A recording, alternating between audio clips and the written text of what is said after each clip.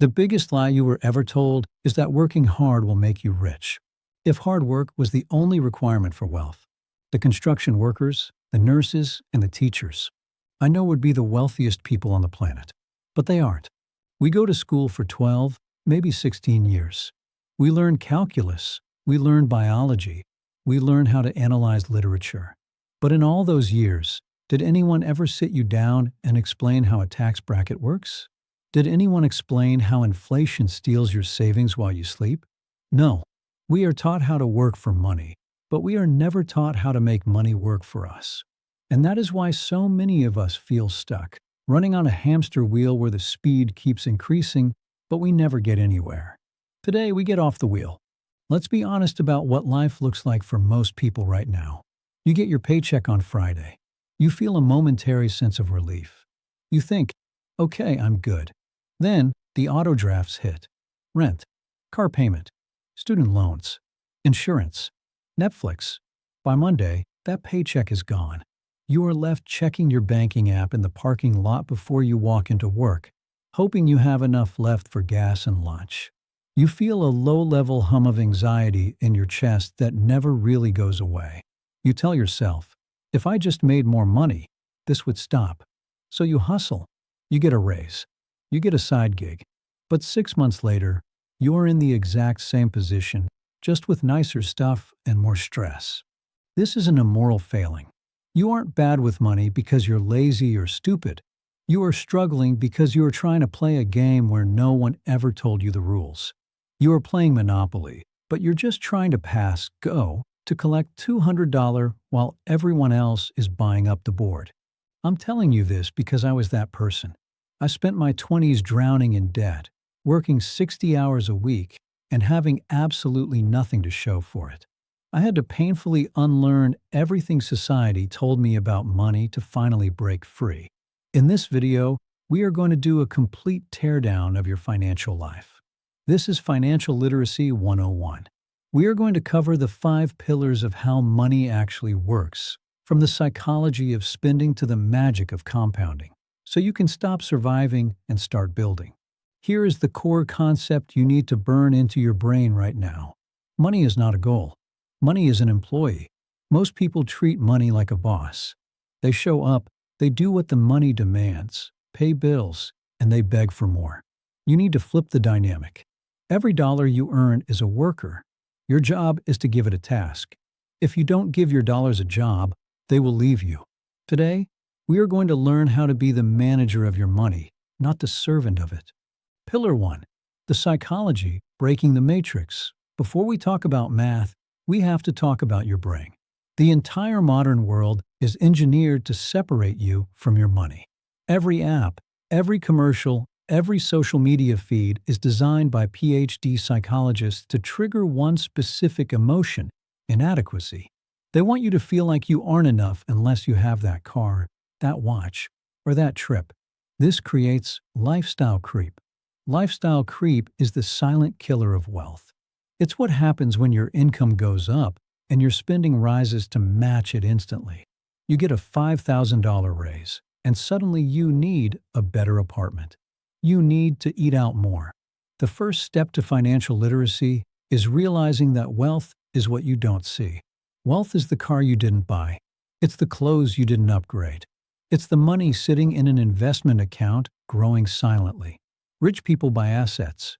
Poor people buy liabilities that they think make them look rich. A liability is anything that takes money out of your pocket. A car is a liability. A boat is a liability. Even your house, technically, is a liability because it costs you taxes and maintenance. An asset is something that puts money into your pocket. Stocks, bonds, real estate, a business. If you want to win, you have to stop trying to look rich and start trying to be free. The next time you go to buy something, ask yourself, is this buying me freedom or is this buying me status? Pillar 2. The gap. The only number that matters. There's a lot of complicated financial advice out there, but it all boils down to one simple equation. Income minus expenses equals the gap. That's it. That is the whole game. If you make $100,000 and spend $100,000, your gap is zero. You are broke. If you make $40,000 and spend $30,000, your gap is $10,000. You are building wealth. Most people try to fix their financial life by focusing only on income. They want the side hustle, the raise, the lottery ticket. But if you have a hole in your bucket, pouring more water and doesn't help. You have to fix the bucket. This brings us to the B word, budgeting. I know, you hate it. It sounds restrictive. It sounds like a diet. But I want you to reframe it. A budget isn't about telling yourself no. A budget is about telling your money where to go instead of wondering where it went. Here's a practical way to do this. It's called the 50/30/20 rule. 50% for needs, rent, groceries, lights, gas, the survival stuff. 30% for wants, Netflix, dining out, the new shoes. You have to enjoy life or you'll burn out. 20% for savings/debt. This is the gap. This is the most important category. If you can't hit these numbers yet, that's okay. Start where you are. But you need to know your numbers. You cannot improve what you do not measure. Tonight, I want you to print out your last 3 bank statements. Take a highlighter and look at where the money actually went. It will be painful, but it will be the moment everything changes. Pillar 3, the multiplier, compound interest. Okay, you've mastered your psychology and you've created a gap. You have extra money at the end of the month. Now what? This is where the magic happens. This is where we talk about compound interest. Albert Einstein reportedly called compound interest the 8th wonder of the world. He said, "He who understands it, earns it. He who doesn't, pays it." Let me explain it simply. If you save money in a shoebox, it grows linearly. You put in $10, you have $10. If you invest money, it grows exponentially. You put in $10, it earns $1. Now you have $11. Next year, you earn money on the $11, not just the $10. Let's look at a real-life example. Let's take 2 people, Jack and Jill. Jack starts investing $200 a month when he is 25. He does this for 10 years, then stops completely. He never puts in another dime. Jill waits until she is 35 to start. She invests the same $200 a month, but she keeps going until she is 65. She invests for 30 years. Who has more money at age 65? Jack does. Even though he invested way less money, he started earlier. Time is more important than money. This is why you cannot wait to start investing. "I'll start when I make more money" is the most dangerous sentence in the English language. You need to start with $50. Start with $20. The habit matters more than the amount because you need to get the clock ticking on that compound interest. Pillar 4, the vehicle, the stock market demystified. Now you're asking, okay, invest in what? This is where people get scared. They think the stock market is a casino. They picture guys in suits screaming on a trading floor. That is not investing. That is trading. Investing is ownership. When you buy a share of stock, you are buying a tiny piece of a real company. You are becoming a part owner of Apple or Amazon or McDonald's. When they sell a burger, you make a tiny fraction of a penny. But picking individual stocks is risky. What if that one company goes bankrupt? This is why the ultimate tool for financial freedom is the index fund or ETF. Imagine a fruit basket. Buying a single stock is like betting your life savings on one apple. If the apple has a worm in it, you starve. An index fund is buying the whole basket. The most famous one is the S&P 500. This is a basket of the 500 largest companies in America.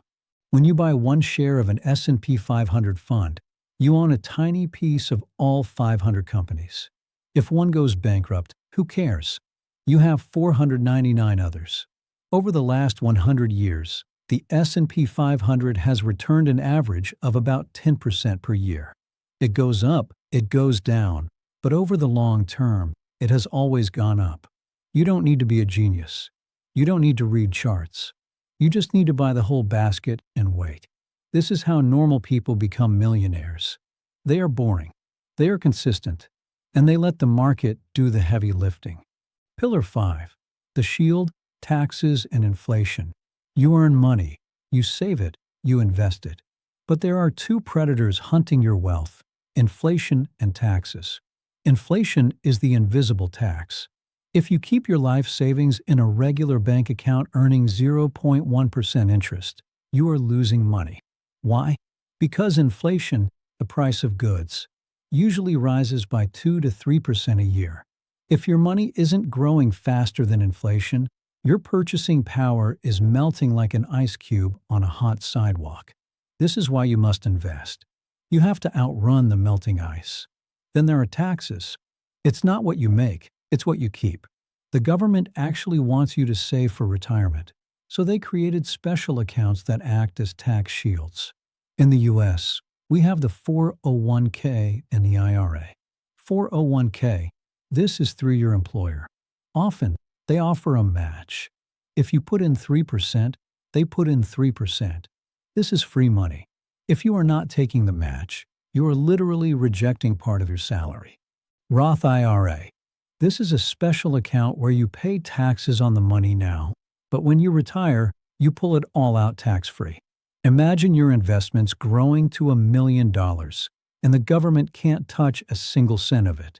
That is the power of a Roth IRA. Financial literacy isn't just about making money. It's about using the legal code to protect it. We have covered the pillars. Now, let's talk about the traps. These are the 3 things that will trip you up even if you know the math. Mistake number 1, good debt versus bad debt. Not all debt is created equal. Bad debt is high-interest debt used to buy things that go down in value. Credit cards are the devil. If you have credit card debt at 20% interest, there is no investment in the world that can beat that. You are bleeding out. Your number 1 priority in life should be to kill that debt. Good debt is low-interest debt used to buy assets. A mortgage on a house can be good debt. A loan to start a business can be good debt. Don't be afraid of leverage, but be terrified of consumer debt. Mistake number 2, the get-rich-quick mentality. We live in the era of TikTok finance. You see a 19-year-old claiming he made $1 million on a meme coin or drop shipping. It makes you feel like you're falling behind. It makes you want to gamble. Wealth is boring. If it sounds too good to be true, it is. Real wealth is built slowly. It's built brick by brick. The people who try to jump the line usually end up falling off the cliff. Stick to the plan. Mistake number 3, waiting for perfection. I'm not ready to budget. I don't know enough to invest. Analysis paralysis keeps you broke. You don't need to be an expert to start. You can be messy. You can make mistakes. Opening a Roth IRA and putting $50 in it today is infinitely better than researching the perfect stock for 3 years and doing nothing. Action beats intention every single time. I want you to close your eyes for a second. Imagine it is 10 years from today. Imagine waking up without that knot of anxiety in your chest. Imagine your car breaks down and it's just an inconvenience, not a catastrophe, because you have an emergency fund. Imagine knowing that your money is out there working for you, growing while you sleep. That reality is available to you. It doesn't require a lottery win. It requires you to decide, right now, that you are done being a passenger. I want you to do one thing today. Just one. Download your bank statement.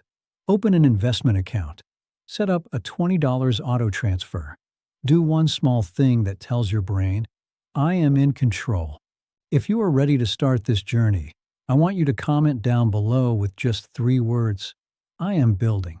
Let that be your promise to yourself. If this video helped you see money in a new light, please hit that like button. It helps us fight the algorithm and get this financial education to the people who need it most. And subscribe if you want to keep building your freedom with me. You can do this. I'll see you in the next one.